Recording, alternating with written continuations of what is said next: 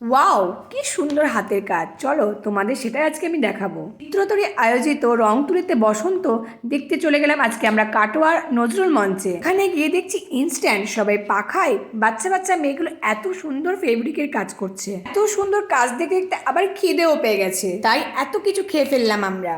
সবাই মিলে বাদাম ভাজা পপকর্ন খাওয়ার মজাটাই আলাদা।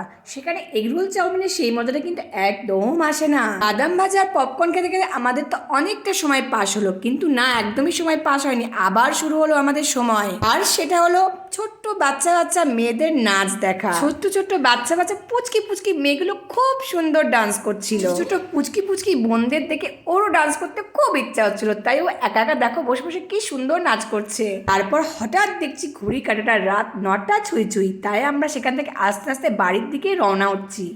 অবশেষে মেয়ে মা সবাই মিলে আইসক্রিম খেতে খেতে বাড়ি চলে গেলাম। চলো টাটা।